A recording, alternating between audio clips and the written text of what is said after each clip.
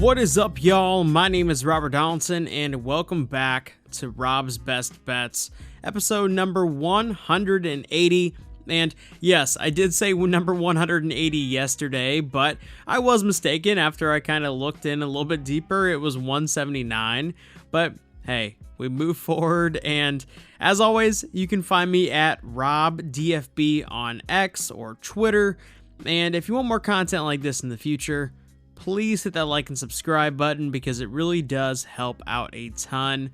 But before we jump into the picks, I just want to give a massive shout out to Underdog Fantasy for sponsoring today's video. And if you do want to get involved with the pick'em videos that we do on this channel, or just want to take part in similar daily contests, head over there and use my promo code RobDFB at sign up, and they'll match your first $500 up to 100%. And as we hop into our recap here on Tuesday, brutal.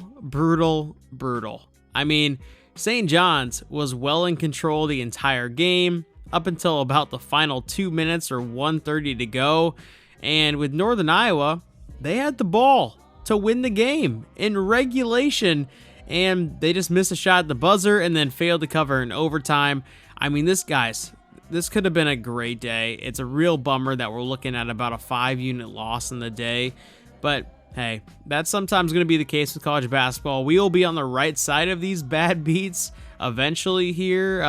Obviously, we're only 2 days into the college basketball season, so I say eventually, but it could be literally tomorrow, and that would be the kind of the trade-off there. But other than that, y'all, I am excited for this kind of smaller slate here on Wednesday, so let's jump right into these picks.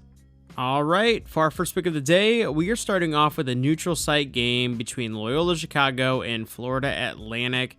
And man, FAU last season printed money for us, whether it was in the regular season or in tournament play, and they are still loaded with talent this season. But when you look at this line of Loyola getting 5 points and it being such a tight spread, a lot of people are going to want to go with Florida Atlantic here, and early in the season, it is so important to fade perception, especially in these types of neutral site games where it's being played in Chicago. This is basically a pseudo-site home game for Loyola Chicago, and for that reason, I say we take the 5 points here for 2 units for our first play of the day. For pick number 2, we're going to be taking a look at a matchup between Texas Tech and Texas A&M Commerce. And Texas A&M Commerce was one of the worst teams in the Southland last season, and Texas Tech is experiencing a lot of roster rebuild here and a new regime and a head coach, and this is laying a big number of minus 22.5, but I don't think it's big enough, and I'm not really scared to lay it. So let's take Tech laying the 22.5 for 2.5 units for our second play of the day. For pick number 3, we are taking a look at a matchup between SMU and Western Illinois, and this Western Illinois team last year was actually kind of a scrappy, competitive against the spread type of team, and Trenton Mesner was leading the way last season, and he was really a guy that you could rely on to get buckets, especially down the stretch, and hit jumpers in crucial moments. But now he's gone, and this Western Illinois team did not bring in a whole lot of talent to replace him. And when you look at the other side with SMU, this is a team that I think is actually loaded with talent. And if they can kind of click with all these transfer portal guys that they added in year 2, I really do think that they could potentially be dangerous, especially in non-con play. So let's go ahead and lay the 18.5 points here for 3 units for our third play of the day.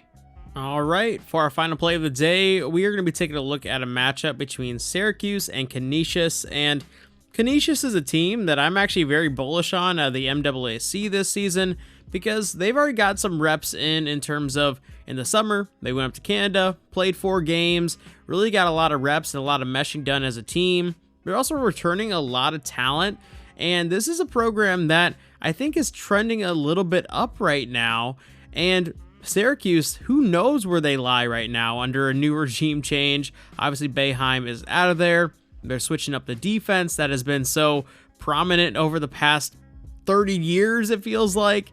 And I really do think Canisius here can potentially make this a ball game. So let's go ahead and take the 13.5 points with Canisius for 3.5 units. And for an extra half unit, let's actually take Canisius on the full game money line here as well. All that being said, I really want to thank you guys for checking out today's video, and I just want to give you guys a massive shout out for just showing so much damn love, whether it's on YouTube or X or Twitter, whatever you want to call it, over the past week here, especially at the start of college basketball season. It's really awesome, and we're going to have a great college basketball year as long as you kind of stick with it. You know, obviously we ran into a couple bad beats on Tuesday, and like I said, you know, those are inevitable in college basketball. These are college players, and for some reason, droughts happen, weird turnovers happen, guys fail to inbound passes. It will happen. We're going to have our lumps, but we're also going to get the receiving end of those as well, those receiving bad beats. So I hope you guys stick with it. It's going to be a great week, I think, and it's also going to be a great season. And with all that being said, y'all, I will see you in a future video. Take it easy.